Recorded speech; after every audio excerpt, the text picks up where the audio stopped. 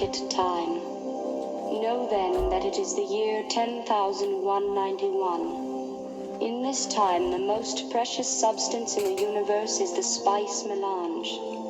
The spice extends life. The spice exists on only one planet in the entire universe. The planet is Arrakis, also known as Dune. Hello everybody, welcome back to Screenstars, welcome to another classic film review. Today's classic film review is for the 1984 science fiction epic Dune. A film that is directed by David Lynch, who wrote the screenplay based on the famous book by Frank Herbert, and it stars Kyle MacLachlan, Virginia Madsen, Francesca Annis, Brad Dourif, Jose Ferrer, Linda Hunt, Richard Jordan, Everett McGill, Kenneth McMillan, Paul Smith, Patrick Stewart, Sting, and Dean Stockwell, and I'm sure I've missed more out there. Pretty good cast. Now, this is a film that I actually went to the cinema to see in 1984, or it might be 1985 in the UK when I saw it. Science fiction was huge in the 80s, obviously, because of Star Wars. And I didn't know anything about the book Dune or anything when I went to the cinema to see this. I was just hungry for more science fiction. And I have to be honest, as a kid, I quite enjoyed this film. And I've always had an affection for this film over the years, for that reason. I think it's an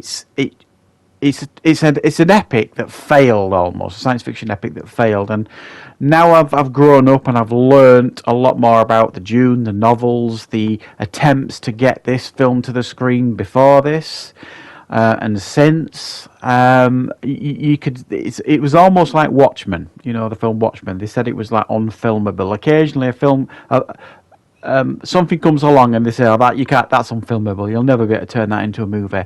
And Dune is one of those properties. And I think it's fair to say that many would consider this film to be a failure. It doesn't translate the story particularly well on screen. But if you don't know the Dune story and everything associated with it, you know, you could get away with watching this film as is and still getting some enjoyment from it.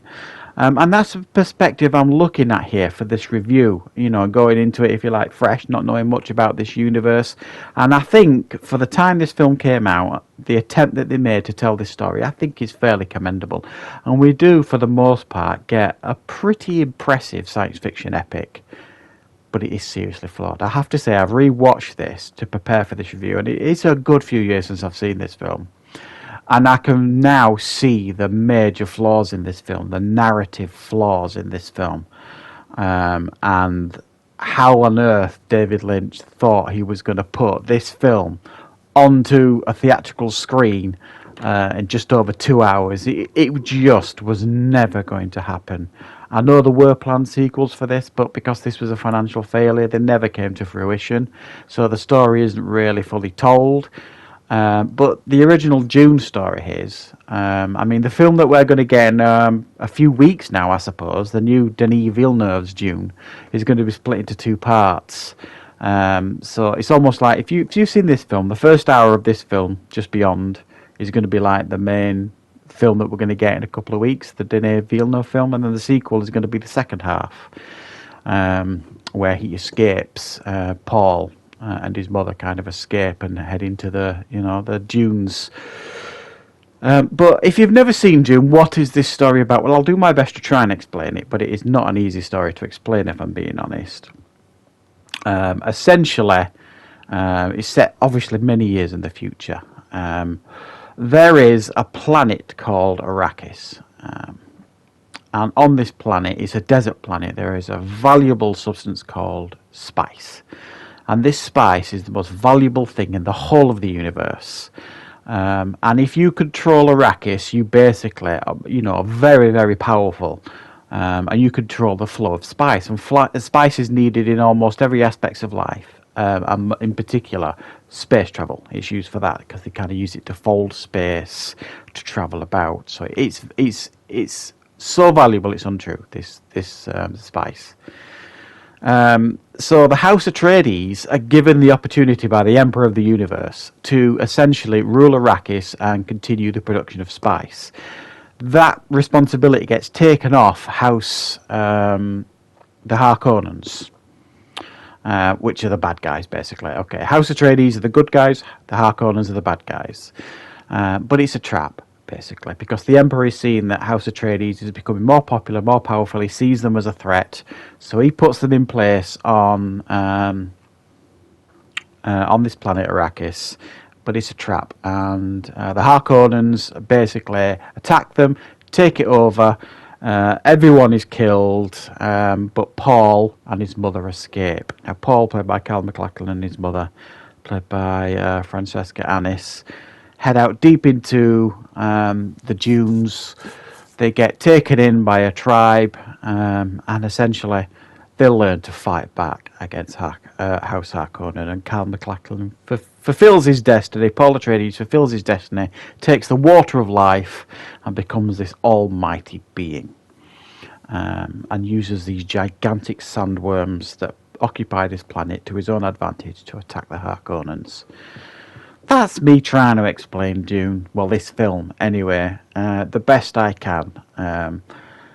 And that's the biggest problem with this film, is the narrative. I couldn't believe we're rewatching this. There's so many scenes in this where they're explaining to each other. I mean, at the very beginning, Virginia Madsen comes up and gives us a 5-minute speech about the universe and who's in charge, etc., which feels very rushed, very forced, and a little bit, okay, we can't tell this story very well. I know, we'll do this aspect. And then the first 20 minutes or so of the film is full of characters having conversations with each other, trying to expand this universe. You know, they're talking about this planet, Arrakis, and spice, and the Harkonnens, and this, that. So it's all meant to inform us, the audience, but it's like, it's ridiculous, because they obviously know this information already, you know what I mean? They're asking these questions about these huge worms and things like that, and you know, they will know all this information. It's the most important planet in the universe, Arrakis. They will have all this information. They will know all this information. There's this constant narrative in people's heads as well, where they're whispering to themselves, and we can hear it as an audience member. That again just feels really old and really dated in how it's narratively structured. And then you got the other aspect of this film, the visual aspect of it, and it's still spectacular. I mean, there's a couple of dodgy effect shots with the spaceships and things like that here and there, but other than that, it's epic in its scale in regards to the effects, and the still suits that they wear look really cool. You know, there are some interesting battle scenes. We've got a iconic screen villain played by Kenneth McMillan, who plays Baron Vladimir Harkonnen. I mean, proper villainous stuff. He's a great villain in this film. And then they totally misuse other people like Sting, who plays Fade in this film, who does nothing. He's supposed to be like this evil character that the Baron keeps threatening he's going to use him to do something. He never does anything in this film other than there's a knife fight at the end of the film, and that's pointless. So it's crammed full of characters that you wanted more from. The Dean Stockwell character, you know he lost his wife, but you get no more information.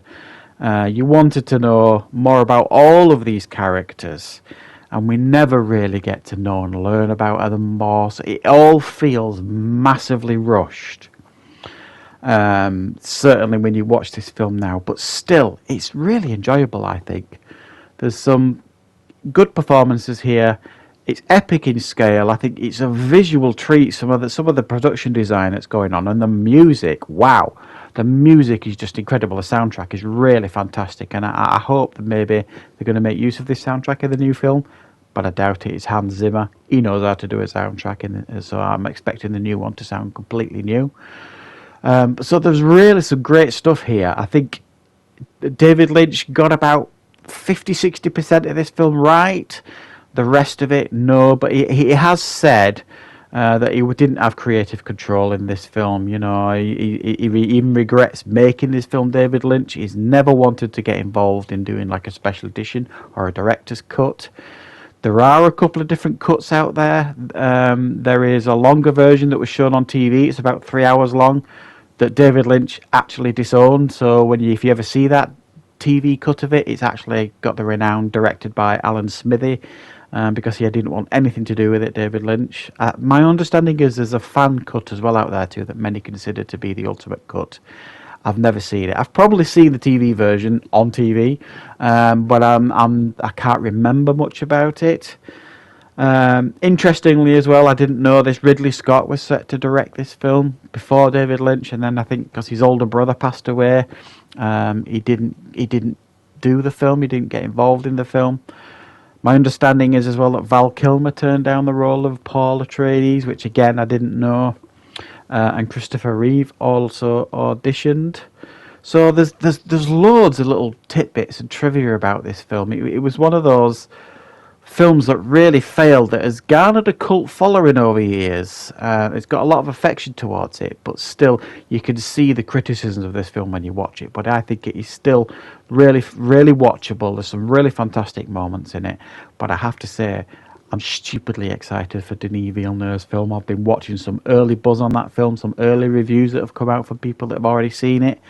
I've seen people have been giving it 10 out of 10. Joe Blow, the big YouTube channel, is giving it a 10 out of 10.